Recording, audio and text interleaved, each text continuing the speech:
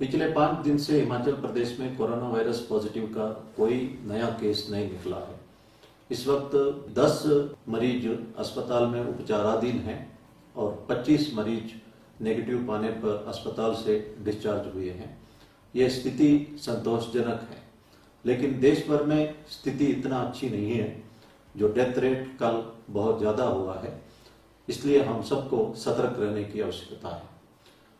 मैं कल फोटोज देखा है जहाँ पे मैहतपुर बैरियर में हिमाचल एंटर करने वाले लोग पंजाब के एरिया में सोशल डिस्टेंसिंग नहीं बना रहे थे। अगर हम 2 गज दूर, जैसे प्रधानमंत्री जी ने अनुरोध किया, मेंटेन करते हैं तो समय उतना ही लगता है। अगर हम सोशल डिस्टेंसिंग मेंटेन करें या ना करें, समय का बचत नहीं होगी। इसलिए क्यों ना हम हर जगह सोशल डिस्टेंसिंग बनाए रखें। और जो लोग बाहर राज्यों से हिमाचल के अंदर आए हैं, उनको कहा गया था होम क्वारंटाइन के लिए। हम सबको एक बात समझना है कि कोई भी आदमी हेल्दी हो सकता है, उनमें कोई भी सिम्टम नहीं आ सकता है, लेकिन फिर भी वो एसिम्टोमेटिक कोरोना वायरस कैरियर हो सकते हैं। इसलिए घर के अंदर भी सतर्क रहने की जरूरत है।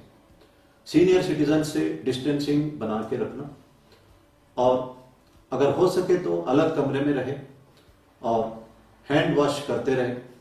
अगर अलग कमरे में नहीं रह सकते हैं तो घर के अंदर भी मास्क पहन सकते हैं, ये उचित रहेगा। कोई भी सिम्टम आता है तो तुरंत अथॉरिटीज को सूचना करें और आरोग्य सेतु ऐप में करेक्ट इंफॉर्मेशन फीड करते रहे। हमारे नॉलेज में आया है कि कुछ दुकानदार मास्क नहीं पहन रहे हैं। ये जो आदेश है पब्लिक प्लेसेस में मास्क पहनने का, ये दुकानदारों के ऊपर भी लागू होता है। मैंने पहले भी अनुरोध किया था, दुकानदारों का फर्ज है खुद मास्क पहने और ये सुनिश्चित करें कि सब लोग सोशल डिस्टेंसिंग मेंटेन करें और सब लोग जो कस्टमर्स है वे मास्क पहन के ही लाइन पे खड़े रहे।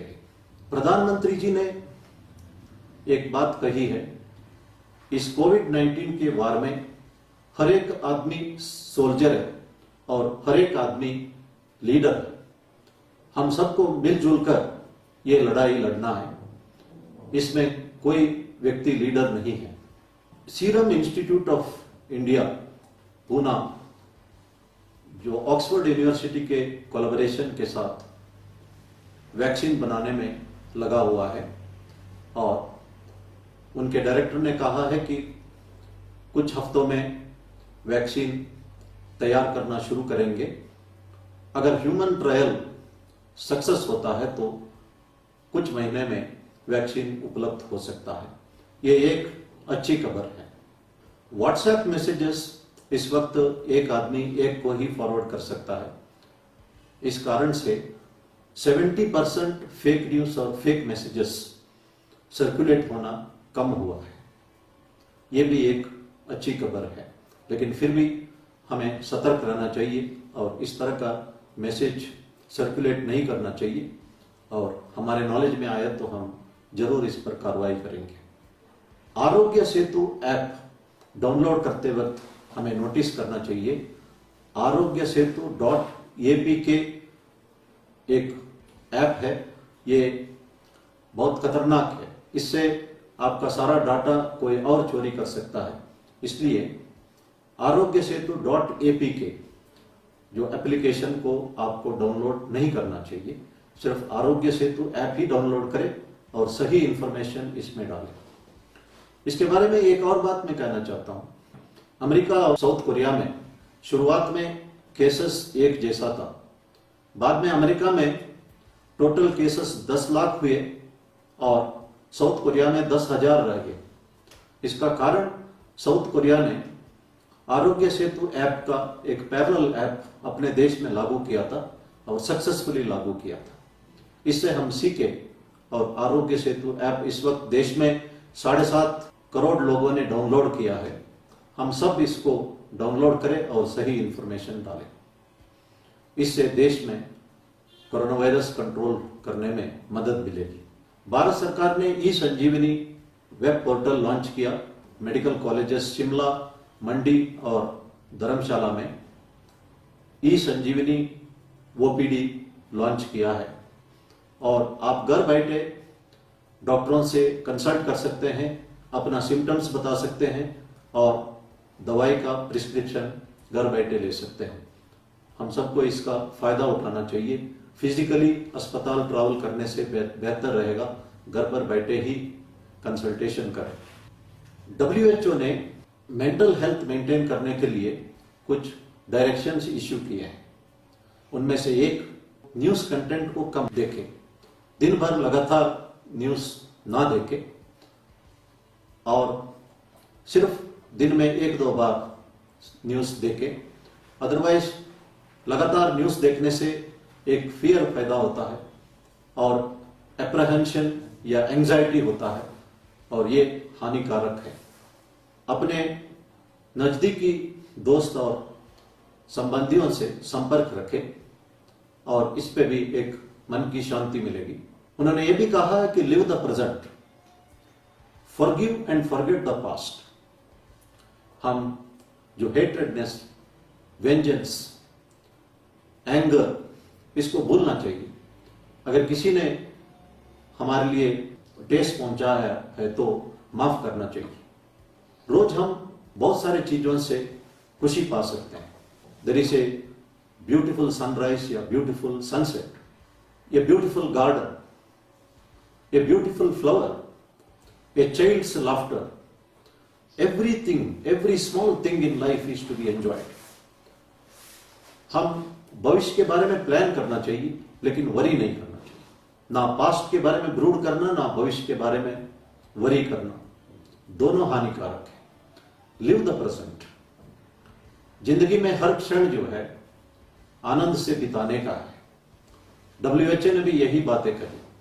मैंने पहले भी कहा था, एक गिलास पानी को अगर आप 5 मिनट तक होल्ड करोगे दर्द होगा, 24 मिनट तक होल्ड करोगे या एक दिन पूरा होल्ड करोगे दर्द बढ़ते जाएगा। इसका एक ही सॉल्यूशन है, पुट द ग्लास डाउन। जो चीज हमें तंग करता है उसको भूलना चाहिए और लोगों को माफ करना चाहिए। इससे हमारा तबीयत के लिए फायदा रहेगा। The feeling of hatred, vengeance, anger actually spoil our health और इसीलिए माफ करने से हमारा सेहत सही रहेगा और बाकी चीजें भगवान देखेगा। इसी तरह WHO ने कहा है कि कनेक्ट विद द नेचर। अगर आप घूम सकते हैं, नेचर को देख सकते हैं तो ये करना चाहिए। जिनको संभव है उनको इसका फायदा उठाना चाहिए।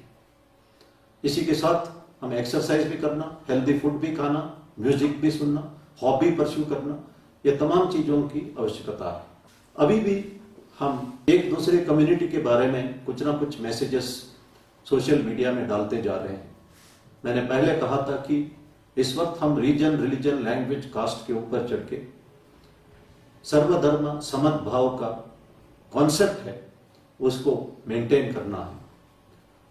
मैंने पढ़ा है कि एक कश्मीरी मुस्लिम लड़की मेडिकल एंट्रेंस लिखने के लिए जम्मू आई थी और लॉकडाउन शुरू हुआ, वो वापस कश्मीर नहीं जा पाई और इस वक्त वो एक कश्मीरी पंडित के फैमिली में जम्मू में रह रही है और दोनों प्यार मोहब्बत से रह रहे हैं। ये संभव है। शिरडी साईं बाबा एक मॉस्क में रहते थे और उस मॉस्क का नाम उन्होंने रखा कि द्वारकामयी।